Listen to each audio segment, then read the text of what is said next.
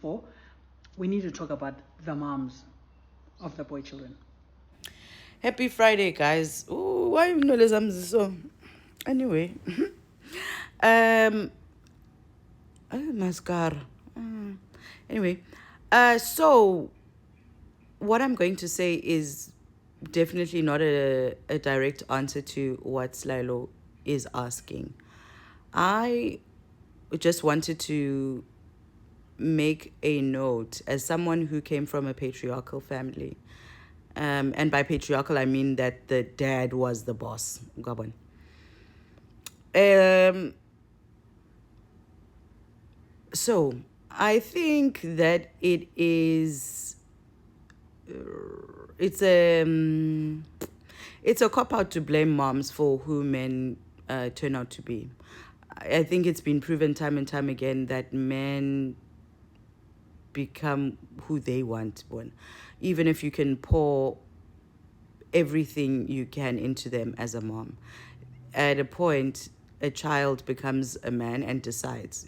So I don't know who it is that they emulate in their lives, especially those who don't have a father at home. Yabo. Uh, so, what can the mom do? But saying that, it's not only moms who experience this. Mina ekaya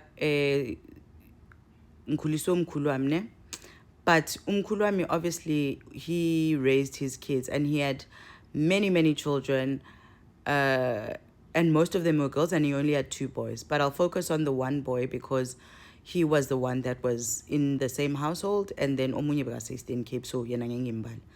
Anyway, my granddad was raising his kids as a single father. Right.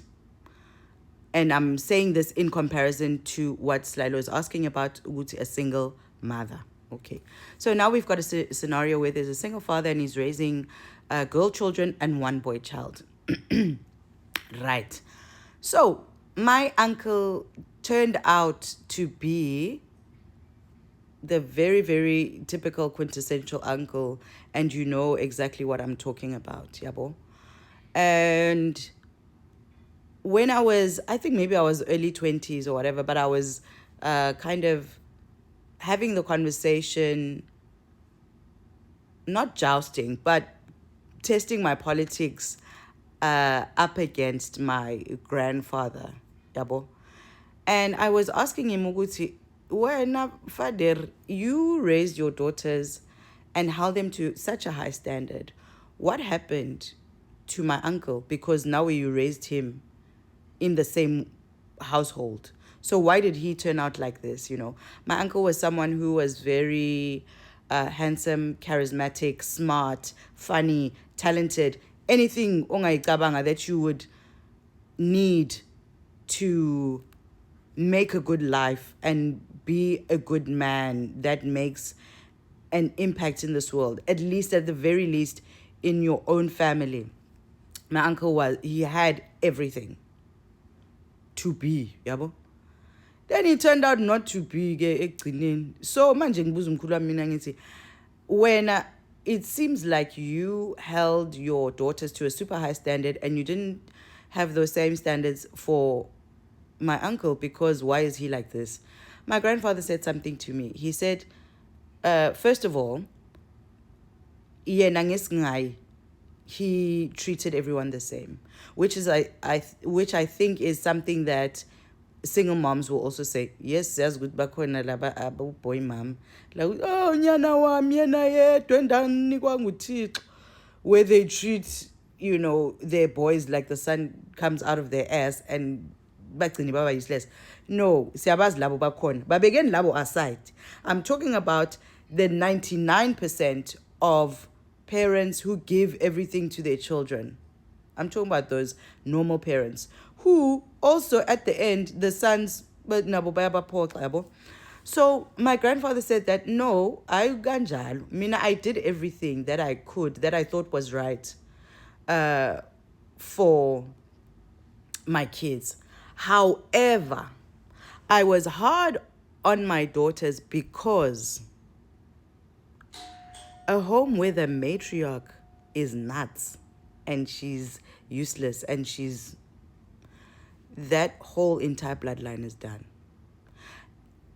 There are families where if the dad can run away or the dad is wayward and useless and doesn't do anything, that family can still survive.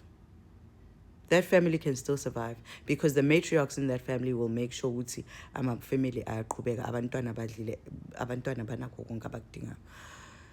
Which for me, yeah, was very telling that even at his age, even from his background, his past, how he was raised, ngaboma 1900, whatever, there was still that knowing and that notion, yoguti, women hold society up and men don't necessarily hold society up. They can look out for number one, they can leave, they can, decide to sit back and do nothing. And they've done that for millennia. But women drive society forward. So patriarchy is just, the storefront of matriarchs in the background. Because they still need women in order for society to go forward, whether it's by giving birth, whether it's by looking after the children when the men are wayward, whether it's, all of those things. So yeah, I just wanted to say that. Okay, bye. Oh, okay. And then the last part, I think Uguti, this is not a gender war. And if we make it into a gender war, then we're missing the point. This is just a conversation, which is layered and nuanced. And obviously what's it called? Just a culmination of all the things that have happened, let's say, in the past 400 years. Whether it's wars, whether it's this and that and that and that and that. I mean, this is the time that we are in, in the same way where we used to be a matriarchal society and changed then into patriarchy and moved into all of these other things. This is the time where we are, where it's a reckoning of the old system into the new. So the question is whether we are going to adapt and choose a new way of living. That's all this is. And obviously the conversation is uncomfortable. And obviously the men who feel like they're on the back foot in society, that is uncomfortable, but that comes with change. Unfortunately, you are that era, Angie, that has to bear the brunt of the end of a certain societal structure that clearly isn't working for everyone, So yeah, that's all. In the same way, well, that's not all. In the same way that women were under patriarchy and had no options, and they made a plan to change it with the feminist movement or, and now we're here. If that's not working for our society, we should see how we can change it. I'm very afraid of how men behave when they are disgruntled because they often resort to violence. That's how they got patriarchy in the first place, by taking the rights of women. I hope we can find a new way that says everyone can coexist and get what they need without having omunye phezu komunye ngesibhamu.